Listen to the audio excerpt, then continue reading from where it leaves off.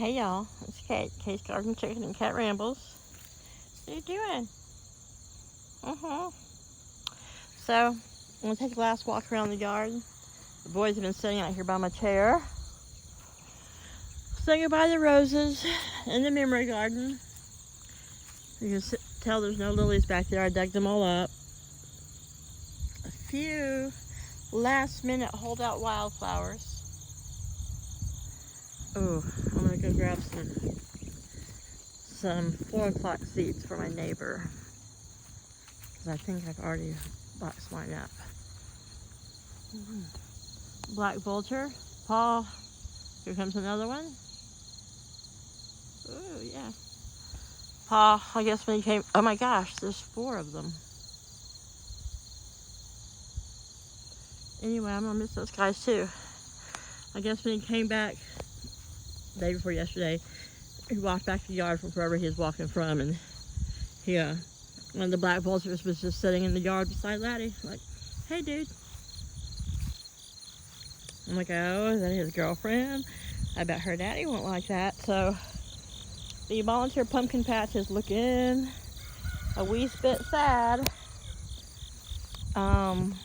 Still making flowers, still being blighted by the powder mold, but there are a few small ones over here. And I told my neighbor that, you know, they're welcome to come and get them. I'm not taking that bag. Don't have time to get it washed. Tomatoes making flowers, yeah. That won't last long and get down these cold nights. Oh, something ate that tomato. I was gonna give it to the little boys. They had some big tomatoes cut up for them today that were left over from green ones I never got around to frying. That started to ripen. So we're kind of saying goodbye.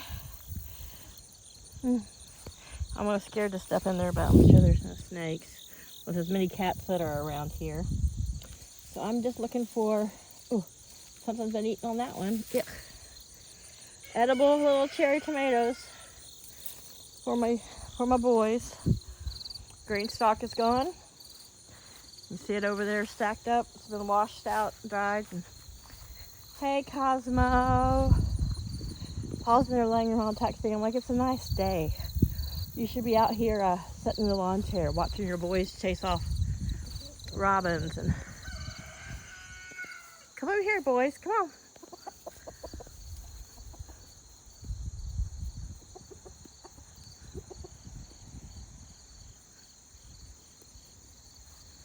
Yeah, cherry tomatoes. And you can kind of see where Doug is standing. That was littered with chopped up red tomatoes and some chopped up leftover green pepper. Doug's get almost as big as his daddy. Boy. I think Doug is going to be a broader bird than Drago, but Doug is the bottom of, oh, he got away with his tomato. Good for you, Doug. Looks like he got the one that's most ripe too. He's the, you know, third on the pecking order of the roosters.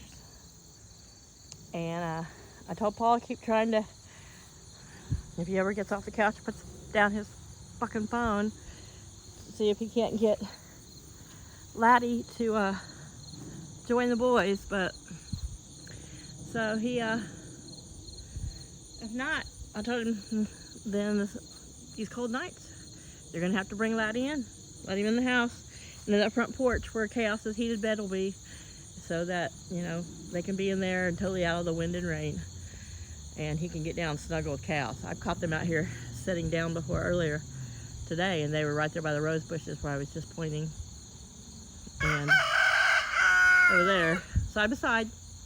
First I thought, gosh, Laddie's tail looks really dark, and I realized, wait a minute, that's not Laddie's tail, that's Chaos's body.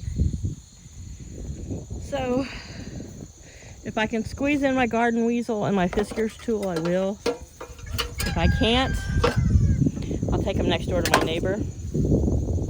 But, yeah, so my neighbors gave me this beautiful telescope. Kind of an antique, I think, that they had, so that I can enjoy it out in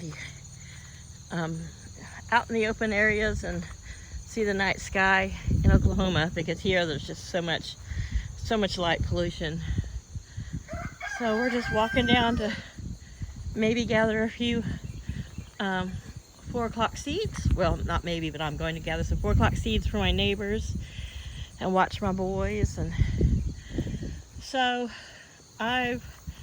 for any inclement blowing weather, the boys are set up fine for now. I have another cloth but waterproof shower curtain there, so they can go up the ramp and then get back in their corner.